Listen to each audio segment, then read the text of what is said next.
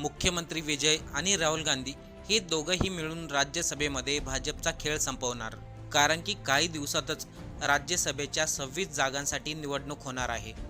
राज्यसभेच्या निवडणुकांना लोक फारसं काही महत्त्व देत नाहीत, कारण की तिथे लोक मतदान करत नाही, तिथे आमदार मतदान करतात आणि बऱ्याचशा वेळा निकाल अगोदरच ठरवलेला असतो. पण यावेळेस निवडणूक वेगळी आहे, कारण की यावेळेस राज्यसभेमध्ये एंट्री झाली आहे विजय थलपती यांची. नेमकं हे गणित काय? विजय थलपती, राहुल गांधी हे दोघं भाजपला जड कसं काय जाऊ शकतात?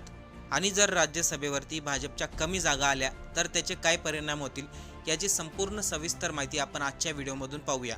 चॅनेलवरती नवीन असाल तर सबस्क्राईब करायला विसरू नका. बघा, येत्या काही दिवसामध्ये राज्यसभेसाठी 26 जागांची निवडणूक होणार आहे आणि या निवडणुकीवरती भविष्यातील अनेक गोष्टी अवलंबून आहेत. त्यामुळे खास करून भाजपसाठी ही निवडणूक खूप महत्त्वाची आहे, कारण की भाजपला भविष्यामध्ये डिलिमिटेशनचं मोठं राजकारण करायचं आहे. यावेळेस ते करायला गेले होते, पण भाजपला पूर्णपणे बहुमताचा आकडा पार करता आला नाही, त्यामुळे त्यांचं ते राहून गेलं. म्हणजे थोडक्यात सांगायचं झालं तर महिला आरक्षण पूर्णपणे ताकदीने लागू करायचं, तेच महिला आरक्षण जे 2023 मध्ये अगोदरच पास झालं होतं. यासाठी संसदेमध्ये 2/3 बहुमताची गरज असते.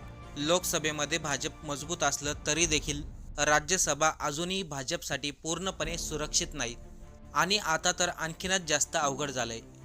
त्याचं कारण म्हणजे दक्षिणमध्ये नवीनच मुख्यमंत्री झालेले विजय थलपती. आता सर्वांनी लक्ष देऊन ऐका, खूप महत्त्वाचे मुद्दे आहेत. आता गेल्या काही दिवसा अगोदरच देशामधील 5 राज्यामध्ये विधानसभेच्या निवडणुका झाल्या.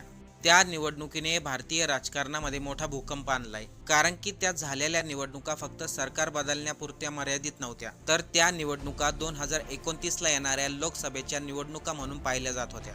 इथे सर्व गोंधळ झाला. भाजपला वाटलं 5ही राज्यामध्ये आपली सत्ता येईल, पण 3च राज्यामध्ये त्यांची सत्ता आली. केरळ आणि तमिळनाडू सोडलं तर भाजपची सत्ता आली नाही.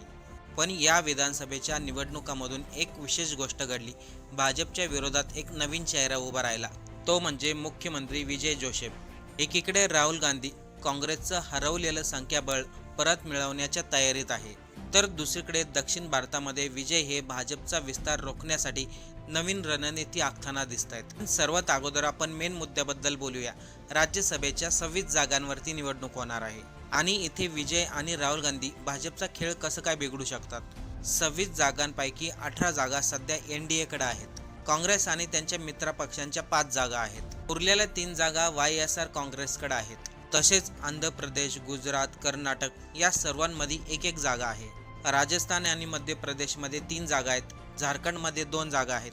या सर्वांमध्ये नजर जाते ती कर्नाटकामध्ये, कारण की कर्नाटकामध्ये भाजपला मोठा धक्का बसणार आहे.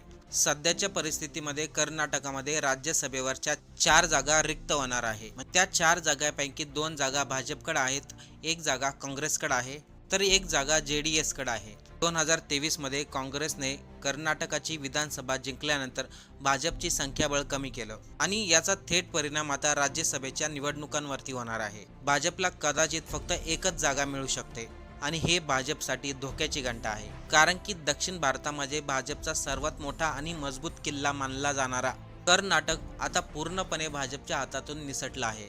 राहुल गांधी आणि काँग्रेसने गेल्या 2 वर्षभरामध्ये दक्षिण भारतामध्ये विशेष लक्ष केंद्रित केलं आहे. कर्नाटकामध्ये काँग्रेसचं सरकार आहे, तेलंगणामध्ये काँग्रेस मजबूत झाली आहे आणि आता तमिळनाडूमध्ये विजय सारखा भाजप विरोधी चेहरा मताचं विभाजन करू शकतो आणि हीच राहुल गांधींची मोठी रणनीती मानली जाते, कारण की इथे मुख्यमंत्री विजय जोसेफ यांच्यामुळे भाजपचं समीकरण बदलतंय. विजयने पहिल्या विधानसभेमध्ये सत्ता मिळवून सर्वांना धक्का दिलाय आणि त्याचा परिणाम आता राज्यसभेवरती होणार, कारण की विजयच्या पक्षाला काँग्रेसचा पाठिंबा मिळणार आहे, कारण की तमिळनाडूमध्ये सत्ता स्थापन करण्यासाठी काँग्रेसने विजय यांना पाठिंबा दिलाय.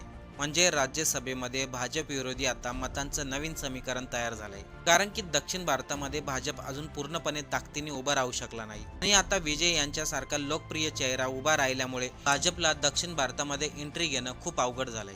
ही राज्यसभेची निवडणूक का महत्त्वाची माहिती आहे का?